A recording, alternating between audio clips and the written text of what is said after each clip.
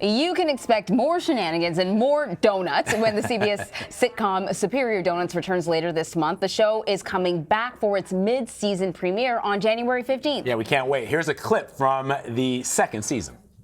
Hey, Arthur, can I put one of my campaign posters in your window? The election for the Uptown Business Council is in 3 days. Let's see it. Vote Fawz for president or else. Or else what? Or else you'd be torn apart by tigers. But that wouldn't fit on the poster. It doesn't matter. I'm running unopposed, which is actually my other poster. So you got big plans for your second term? Well, the first thing I plan to do is renew my handicap parking sticker. Because, I have that condition where I don't like to look for parking. Oh. Plus, I want to do something about that playground on Sheridan Avenue. Oh, that's dope. It's getting a little run down. What, you gonna put up a new swing set or something? Well, something will be swinging, namely a wrecking ball. What? Yeah, we're gonna pave over the playground and put up a parking lot.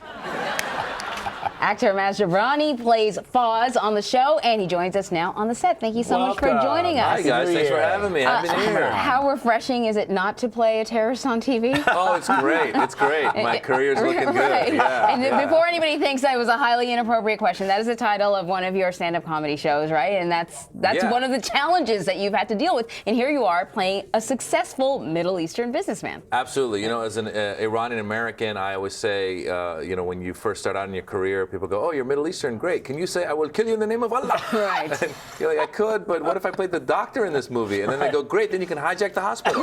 You're like, no. Right. So, you can't get around it, but not this show. Yeah, it's great. This show's fun. I get to play, like you said, a successful Iraqi American businessman, and it's been fun to do. It's actually interesting you guys just showed that clip. I was just watching it recently I was watching the show with my wife and my 2 kids. I got a 9-year-old boy, and my daughter's almost 7. And it was funny because as it started, I was trying to watch the episode to see what plays out because I don't remember it. Because we filmed it, I don't remember it. And then my wife goes, "Did you lose your accent?" And I go, "No, I think it's there." And then my son goes, "No, you lost your accent." I'm like, "Would you guys shut up? I'm trying to watch this show." So, I don't know. My accent comes in and out. Right. I'm sorry. That's hilarious. So tell us about Fawz this season. Yeah, so Fawz is like I said, he's an Iraqi American businessman. He's a successful businessman. What's interesting is he came from Iraq as an immigrant, and he believes in the American dream. He is a capitalist. Mm-hmm. He loves Donald Trump. He is very opposite the person that I am as a person. So it's a fun character to play. But what I love about the writers, have actually taken it upon themselves to also add different layers to the character. So there are times when Fawz has done a nice thing. He actually is kind of like the Danny DeVito character out of Taxi, the Louis De Palma character, or the Rhea Perlman character out of Cheers. I get to say a lot of funny, silly stuff that I get away with as Fawz. And I just think that, as long as there's an audience out there watching and they're laughing at this character who is Arab American, and that character makes them laugh, I think it's a good step for all Middle Easterners in America in general. It's funny that you would say he's so different than you, because one of the things, when you look you up, there's your kind of rants about Donald Trump, completely opposite from your character. And I was wondering, because Donald Trump is this, he can be divisive. Yeah. I was wondering if you were ever concerned about doing that sort of stuff, about doing comedy with Donald Trump as the punchline. Well, I'm a stand-up comedian, so I got to be true to my voice. So, and a lot of the stuff that Donald Trump has done it just drives me nuts. As a matter of fact, the people go, "He must be good for comedy." I go, "No, he's not good for comedy because he says so much crazy stuff on a daily basis. We need time to develop our jokes. You got to be funnier." Yeah, no, well, I'm like, as a comedian, stand-up, it takes us months to get a joke and really get it right. And so you'll be starting, be rewriting a joke about his crowd size thing, and then suddenly he comes up with Rocket Man, like, "Oh, I need a Rocket Man joke." Then you do a Rocket Man, he comes up with Pocahontas. I need a Pocahontas joke. Every day. I just read today a little something that he was, I don't know what he's doing, but something about deregulating the oceans or something that against the oceans. Yeah, he said that there was a tweet earlier that said, "I've been working really hard with commercial aviation, and we haven't had a crash." Yeah, all year. He took credit for that. Yeah, so now he's a pilot. But that's it. So, but that's not even that. There was another thing about the oceans, which I was like, I didn't why? see that that There one. was an ocean. Look it up. Okay, That's what I'm saying. That's how crazy he it was is. tweeting a lot this morning. We could not keep We can't up. keep up. We're on the air. I don't know if he tweeted. It was something that's coming down the pipeline. So I'm Okay. just saying, like, exactly what you just said, though. It's like if I'm writing a joke about the airplane thing, then he comes out with the ocean thing, and I'm Yeah. like, who's got anything against oceans? Right. But I guess he does. So I don't know if he just sits around and he's like, who have I not offended today? Like, Right. let's offend somebody. So as a comedian, it's hard to keep up with that. Yeah. But I don't worry about it. I mean, it's my voice. So it's got to be fun to play a character who loves him. Oh, Like yeah. I was just, as you were talking, I was thinking about Colbert because you're going to be on Colbert, and in Right. his previous show, that's sort of what he did. He played this, pro-Republican kind of guy, Yeah. and now we see something different. And I imagine that's what it's like for you too. It's so much fun. Yeah, playing the Fawz character, who is this immigrant that's a hardcore Trump supporter, Republican, all that. It's so much fun to play because, for example, the Fawz character that I play, when he does talk about Trump, he goes like, "One day I hope to be like that guy." and then there's a couple of scenes where they've had me kind of look up into the sky, just thinking about him. So it's fun. It's fun, and it's a juggling act in a way. Let me ask you about something that's a little serious now, which is what's been going on in Iran over the last couple of days, last couple of weeks. You've been tweeting about it. You were born in Tehran. Offer some perspective for people, because we've been sort of lightheartedly talking about the President of the United States. He's actually tweeted in support of the protesters, although when the protests are against him or his policies, he's not generally in support of people protesting.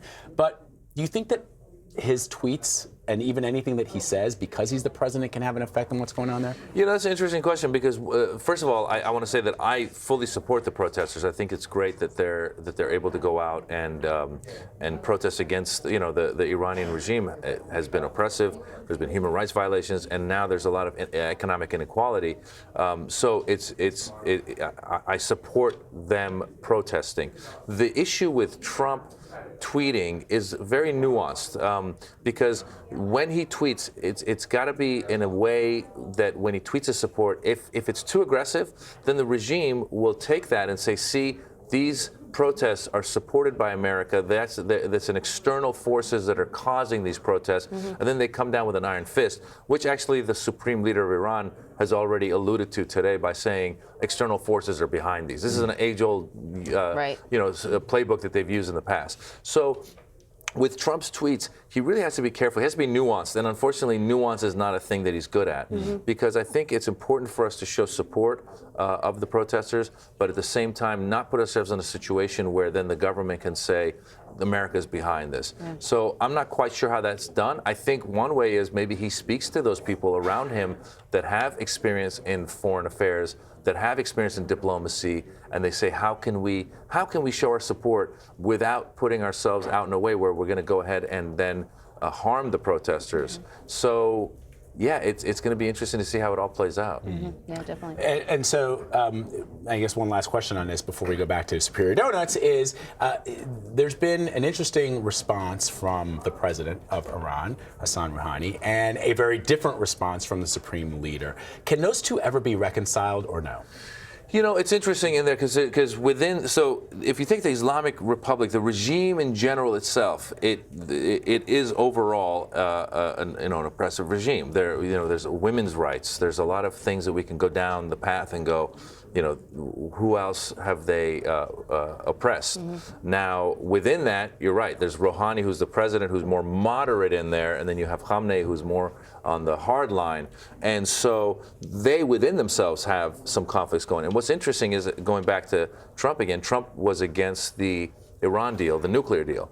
I argued that the nuclear deal was actually a good thing because we had done 40 years of not trying diplomacy. And under Obama and with John Kerry, we did diplomacy, and we passed a nuclear deal. And the nuclear deal, what was interesting with that was we had to lift some of the sanctions against Iran. When you lift some of those sanctions against Iran, you would expect the Iranian economy to start doing better. But if it doesn't do better, now that government has no one to blame but themselves. So you have hardliners, you have reformists in there, and hopefully the hope was, and we're starting to see it now with the protests, is that the people realize, wait a minute, it's not the American sanctions, it's not the other stuff, it's our own government, whether they're hardliners or reformists, it's our own government who is corrupt and not letting the money trickle down to the people. So when you see these protests, though, I mean, are you concerned for Iran? Absolutely. That's one of the other things that's interesting because you can talk to, 10 Iranians, you're going to get 10 different opinions. I think a lot of Iranians outside of Iran are opposed to the government, but they all have different ideas of how this government should be changed. So some Iranians support Trump, and they think that Trump is going to be a guy who's going to somehow go into Iran and overthrow this government. I don't know how they expect that. I don't know if they want a war like we had with Iraq, which would be a lot of innocent Iranians dying in the process. So I am definitely concerned about when I see the death toll from the protests, or when I see where this could lead to. My hope is that the people just keep going, and that eventually the government realizes they have no one to blame but themselves, and they have to do something, and possibly we start to see some changes. Maybe there is a major change in this government. Maybe we do have more freedoms. They've already said that some women have gone out and they're not covering their hair as much as they had to before. So there's a long way to go for Iran, and my hope is for the Iranian people to come out of it as unscathed as possible, and with more liberties, and so I have no idea. We're talking about this very serious topic, but you are a comedian. Yeah. And much of your stand-up comedy has to do with being Middle Eastern in this country, the way the media and news portrays Middle Eastern people. Your wife is Indian, and often. Right. Sorry to say, but People there's a get lumped confusion. up. Everyone, People get everyone lumped who's in. sort of Right. slightly Anybody's brown. brown. Yeah, actually, you. I've been, when I was living in France, I used to joke that many times people who were of Algerian or Tunisian descent would approach me and speak to me in Arabic, and I'd say I don't speak Arabic, and they'd go, oh, why are you I know it's tough, brother. You're rejecting your people in this climate, and I'm like, oh, sorry. Yeah. So keeping in mind, how. For many of us, when we talk about the Middle East, these are very serious topics. You managed to somehow get comedy out of it. You talk about nuance. It's got to be very nuanced. I mean, you must sort of, I imagine each word you really think about when you're going to present a joke. Well, part of it goes back to it's my point of view. It's my view of the world. And so, again, in some of the jokes I've done about Trump, there are some immigrants, some Middle Eastern immigrants, some Iranians who support Trump. And they have come up to me afterwards and tried to, criticize me about it. And why are you making fun of our leader and all this stuff? And I just tell them, I go, listen, I'm my own comedian. If you don't like it, go do stand-up or start a blog, or just stop watching my stuff. You don't have to watch my stuff. So for me, it really is a matter of expressing my point of view. But also at the same time, if you watch, I don't necessarily talk about if there's a serious thing that's a tragedy, like the stuff we see in Syria. I'm not making fun of. I never make fun of the victims. If anything, you make fun of the leadership. I just saw again with Khamenei, the supreme leader, blaming external forces for the protests. A friend of mine who's a reporter, Jason Rezaian, who he was the one who was in prison for a long time, Washington Post. He just he put a tweet with Khamenei's quote saying something like, of course Khamenei is going to blame external forces. External forces. So that actually is a seed for a joke. He wasn't, that could become a joke about like, every time something happens, the weather's bad, external forces. Right. So that's a seed for something, right? Yeah. But also the joke is making fun of the supreme leader and how someone in power is doing something. I'm never making fun of like, make fun of any of the victims. So that's where you got to kind of watch it, Well, one of the things I love about Fawz on Superior Donuts is, in fact, that I think a lot of people, a lot of liberals in this country would be surprised to know that it's not just on Superior Donuts that there are immigrants, there are brown people that support the President of the United States. Both of us are first-generation North Americans. I know a lot of people who were not born in this country, who are naturalized Americans, who are brown, who support Donald Trump. Yeah. And a lot of liberals go, whoa, where are those people? They're everywhere, because there is something about the president's message that has resonated with people who come from perhaps very economically deprived countries or countries where freedoms are not a given. And when they see somebody who becomes a billionaire and then president, who doesn't want that? Yeah. I think also one thing that we forget is that there's a lot of conservative values. So it's conservatism versus progressivism. Right. Progressivism, is that a word? Yeah. And so, I remember listening on NPR when the elections were happening, there was a Colombian American who was a first generation with an accent and everything. He said, I voted for Trump because he goes, I believe in the Republican agenda. I believe that marriage should be between a man and woman. I believe I'm against abortion. So he had all these conservative views, and then I realized, wait a minute, I bet you a majority of the world is conservative because people are afraid of progress. And that's one of the things I say. As much as some people that I have Republican friends that will criticize Obama. I go, regardless of what you say, we made some progress, whether it was with gay rights or women's rights or the climate and things like that. I go, there was a lot of stuff that we were moving in a progressive direction with. And so I think that a lot of the immigrants that are supportive of Trump probably have a more conservative view of the world, whether it's based on religion or whether it's based on their tradition or whatever. So there have been times that I've been performing in front of Iranian Americans and I'll bring up, let's say, gay marriage, and someone will be like, I don't, that's not right.